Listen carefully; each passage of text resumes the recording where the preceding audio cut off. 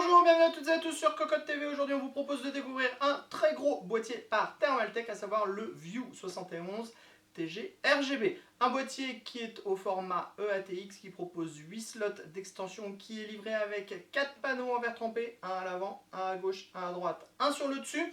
On trouve également 3 ventilateurs RGB, puisque c'est un boîtier nommé TG RGB. Et enfin, au niveau du tarif, on sera sur une base de 179 € environ. On vous propose de le découvrir, c'est tout de suite, c'est maintenant, c'est sur Cocotte TV. Vous allez le voir, on a décidé de faire un petit peu autrement pour la présentation de ce boîtier, puisqu'on est parti sur un boîtier avec une configuration montée à l'intérieur. Comme ça, vous verrez directement le RGB. À la fin, on commence avec les tech specs. Sachez que le boîtier fait 592 mm de hauteur sur 274 mm de largeur et 577 mm de profondeur. Autant dire que c'est énorme. On a 4 panneaux en verre trempé, 5 mm pour les panneaux en verre trempé. Et sachez qu'au niveau du poids, on est tout juste à 22 kg. On commence avec la face avant. On découvre tout d'abord 4 vis à main qui viennent maintenir le panneau en verre trempé. Sous cette vis à main, on a une partie en plastique avec le logo Thermaltake. Et dans la partie supérieure, le panneau de contrôle avec le reset, les entrées-sorties audio, 2 USB 2.0, 2 USB 3.0, la petite diode HDD et le power on. On voit que les formes se répètent pour plus d'harmonie. On a également des petits caches pour toutes les entrées sorties, et ça c'est plutôt une bonne chose. Derrière ce panneau en verre trempé qui se démonte très facilement puisqu'on a 4 vis, on va trouver de base 2 ventilateurs de 120 mm ring RGB, des ventilateurs en 140 mm. On pourra mettre 3 ventilateurs de 140 mm ou 3 ventilateurs de 120 mm ou alors des radiateurs de water cooling en 360 ou 420 mm. On passe maintenant sur le côté gauche. Sur le côté gauche, on a un panneau en verre trempé. De nouveau, il est monté sur 2 charnières et est maintenu avec 2 vis à main.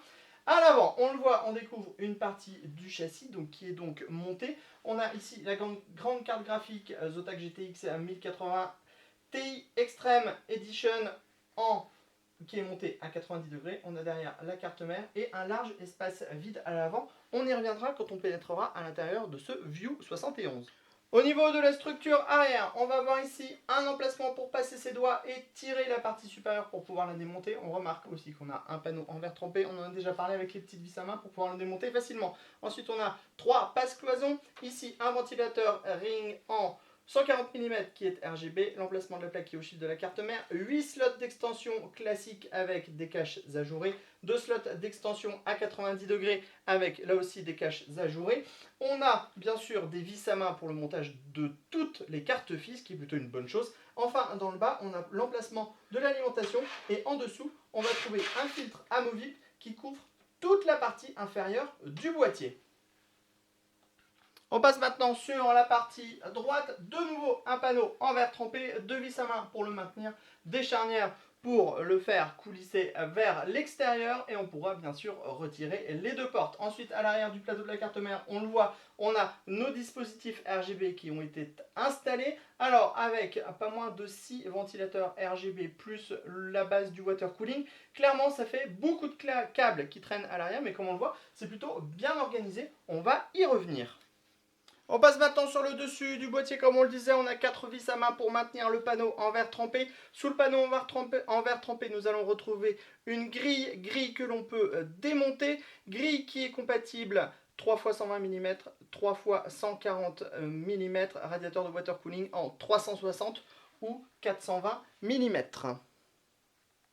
Sous le boîtier, on va trouver 4 pieds avec des patins en caoutchouc, ce qui limitera toutes les vibrations. On voit qu'on a également une très grande grille dans le bas qui permettra aussi de mettre des ventilateurs en 2 x 120, 2 x 140 mm. Et enfin, on a le filtre amovible à destination de l'alimentation, mais aussi des emplacements additionnels. Comme on le disait, l'ouverture des panneaux est très simple puisqu'on a des charnières. On retient les 2 vis à main qui sont à l'avant, on pousse les portes vers l'arrière et on pourra les démonter facilement. Nous voilà maintenant à l'intérieur de ce View 71 TG RGB. On le voit, le châssis propose beaucoup de place. Tout d'abord, on a une compatibilité pour la carte mère en EATX. Et vous voyez que notre modèle X99 de chez Supero est plutôt très à l'aise à l'intérieur. On pourra mettre du radiateur de 360 mm à l'avant dans la partie haute sans aucun problème. On l'a déjà dit puisqu'on en a déjà un installé. On voit que ça passe.